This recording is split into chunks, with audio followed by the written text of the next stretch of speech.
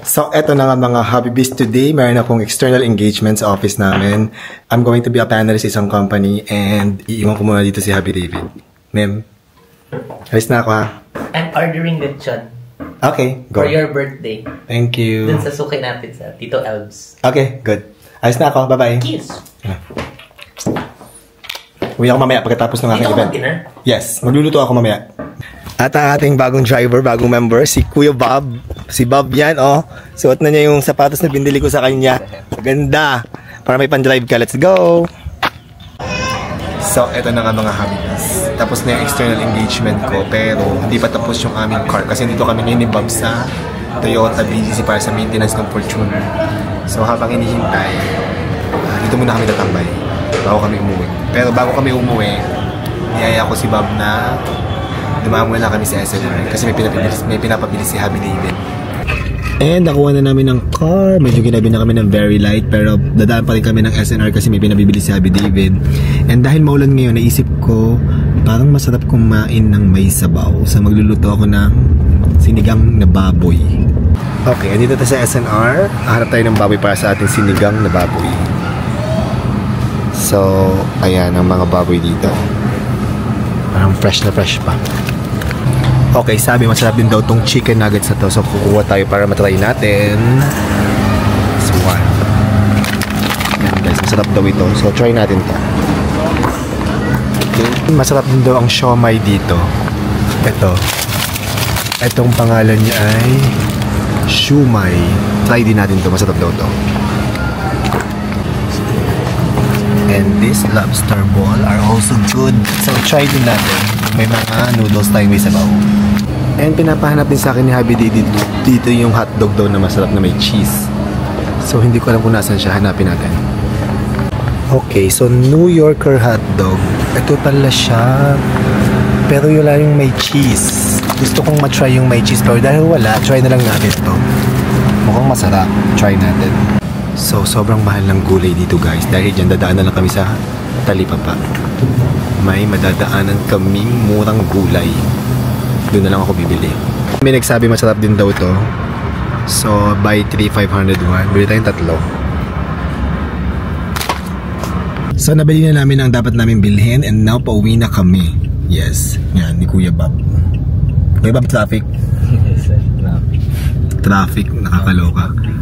Yan, Kuya Bob, dyan tayo bibili ng gulay kasi mas mura kaysa sa SNR. Okay? So, nakabili tayo kito kay ate. Hello po! Ang gulay mo, mas mura dito kaysa sa mall. Nandito na ako sa bahay. Si Kuya Bob umuwi na sa kanila. Tapos, si Happy David, saan ka pupunta? Mag-gym muna ako. Magluluto akong sinigang. Yes, I'll eat sinigang. Okay, pag uwi may ulam na tayo. Kaya Julie, ano? Kumain tayo ng sinigang lately pero iba pa rin yung lasa pag sinigang. Yes, gusto ko ako. Kaya Julie, magluluto ako sinigang na ha?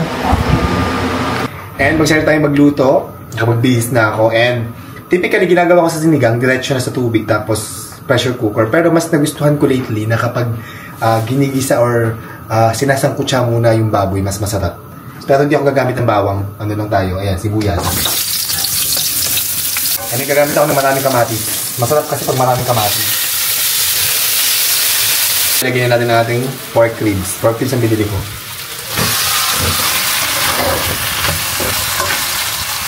So after natin masangkot siya, lagyan natin ng hot water. Tapos, ililipat ko yan sa pressure cooker para palambutin. So, ililipat na natin ito sa pressure cooker para mabilis lumambot yung ating baboy. Lipat muna natin. Lagyan natin yung sabaw. Dagdagan pa natin ng sabaw para mapalambot pa ang ating baboy. Lagyan natin ng luya. Actually, kay Happy David ko lang natutunan na may luya kasi sila sa CDO, naglagay sila ng luya sa sinigang. And natikman ko, masarap. So kung ayaw nyo, di wag. Pero kung gusto nyo, go. Kung anong gusto nyo, kung anong trip nyo. Lagyan natin ng pork cubes.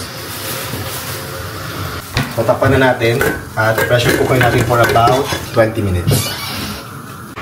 So, malambot na yung ating pressure cooker. Ibabalik natin sa pinaggisahan natin. Kasi, masyadong maliit yung ating pressure cooker. Yan, malambot na yun. Lagyan na natin ng labanos. sili and okra. Lagyan natin ng sinigang mix sa gabi. Sa gabi ang ginagamit ko guys pag baboy, masarap. Tapos gusto ko maasim na maasim. 2 piraso yan. 2 pack. Patis. At syempre magkalimutan tikman ang niluluto para may adjust ang lasa kong kinakailangan. Tikman natin.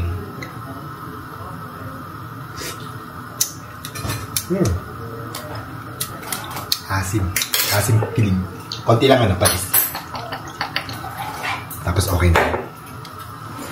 Yan. And luto na yung ating sinigang. Last nilalagay ko ang kangkong. Tapos tatakpan ko lang yan. And then, pwede nang kumain. Lindy, gutom ka na. Gutom na po. Si Julie, gutom ka na? Busog pa. Ay, busog si Tia Julie. Kumain siya ng tinapay na dinala ko. Si Tia Julie yung kumain ng tinapay na binili ko sa SNR. Kaya nabusog siya. Bako Tia Julie. Sarap pa naman yung sinigang. Sarap pa naman ang ating sinigang. At eto na luto na ang ating pork sinigang. Ayan guys, ang sarap as in. Kita mo yung mga taba-tabang yan, Lindy. Sarap po. Sarap. Kakain tayo, daming sabaw. Let's eat! Okay na kayo, Uncle. Ang bisita namin ngayon si Lapi. Engineer Lapi, ang gumagawa ng aming renovation ng building ng Hobby B. Hindi na natatanong guys, ako civil engineer. Graduate lang pero hindi pa ako license. Siya engineer talaga. Ito industrial engineer to. Yan. Ayan. Mga engineer kami. Okay. Ay po, pinatitibok ng puso. Kumain na kayo. Hindi na ako, kawain na lang kayo diretso dyan sa at hindi na ako naglagay ng lalagyan. Diretso na kayo sa kawali. Ang bango naman ito. Ayan guys, so nasatisfy ko din yung cravings ko. Meron ako pork sinigang. Lahat sila excited kumain dito kasi nga malamig ang panahon, masarap kumain ng may sabaw. Buti na lang daw at nagluto ako ng pork sinigang. Hinintay talaga nila ako kasi ayaw nilang kumain kasi gusto nilang kainin ay pork sinigang. Tapos kakain ka pa ulit, Tia Julie. Oo. After mo kumain ng tinapay. Masarap ang sinigang. Yes, let's eat! Lindy, kain na tayo. Kain na po. Let's eat.